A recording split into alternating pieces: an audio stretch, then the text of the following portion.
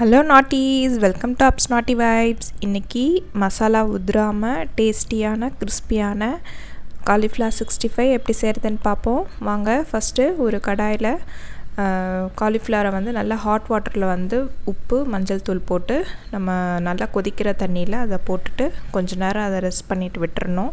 அப்புறம் ட்ரெயின் பண்ணி வச்சுட்டு 5 டேபிள் ஸ்பூன் ஒரு தனி கடாயில் தனி இதில் மேரினேட் பண்ணுறதுக்காக பேட்டர் ரெடி பண்ணுவோம். 5 டேபிள் ஸ்பூன் கர்டு, தயிர், 2 tablespoon ginger garlic paste, Kashmiri chilli 2 teaspoon add பண்ணிப்போம். 1/2 டீஸ்பூன் மஞ்சள் தூள், 1/2 டீஸ்பூன் பிளாக் பெப்பர் பவுடர், மிளகுத்தூள், கரம் மசாலா 1 டீஸ்பூன் ஆட் பண்ணிக்கலாம். நீங்கள் இதில் சில்லி பவுட்ரு உங்கள் காரத்துக்கு ஏற்ற மாதிரி நீங்கள் அட்ஜஸ்ட் பண்ணிக்கலாம். Coriander powder 1 tablespoon add பண்ணிப்போம்.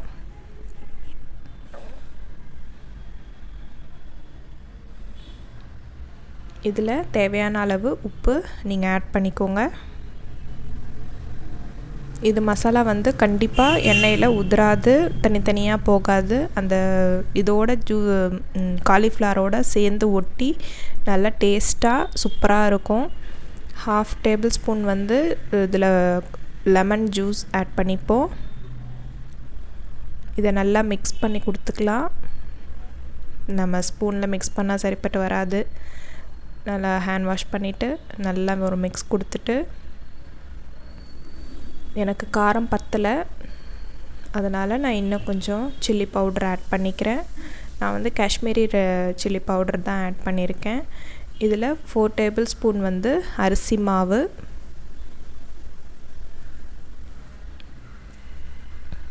3 டேபிள் ஸ்பூன் கார்ன்ஃப்ளவர்,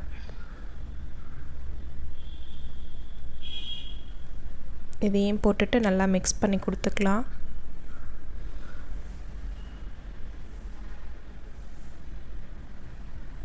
$65னாவே அந்த கலர் நல்லா இருக்கும்.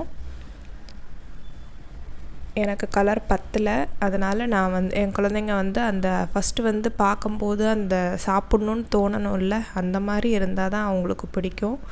அதனால் நான் இன்னும் ஃபுட் கலர் கொஞ்சமாக ஆட் பண்ணிக்கிறேன். இந்த பேட்டரை நம்மளுக்கு எவ்வளோ திக்னஸ் வேணுமோ அந்த அளவுக்கு நம்ம தண்ணி ஆட் பண்ணி நம்ம மிக்ஸ் பண்ணிக்கணும்.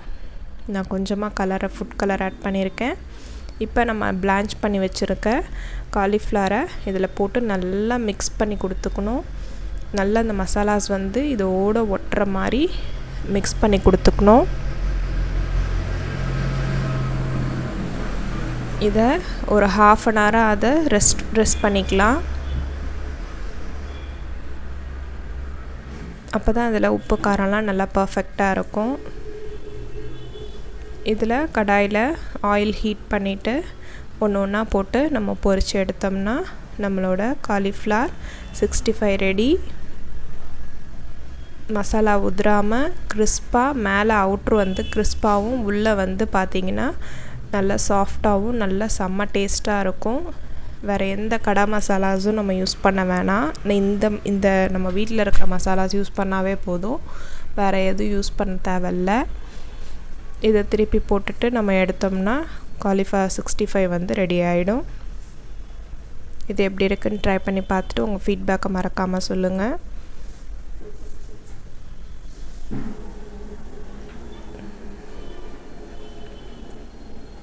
பாருங்கள், மசாலா உதிராமல் நம்மளோட 65 ரெடி ஆகிடுச்சு.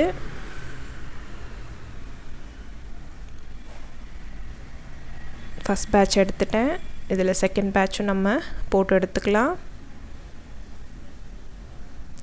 என் சேனலை சப்ஸ்கிரைப் பண்ணாதவங்க ப்ளீஸ் சப்ஸ்கிரைப் மை சேனல்.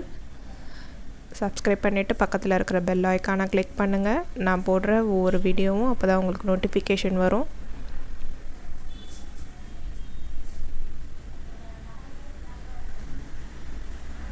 இப்போ நம்மளோட crispy cauliflower 65 ready to eat.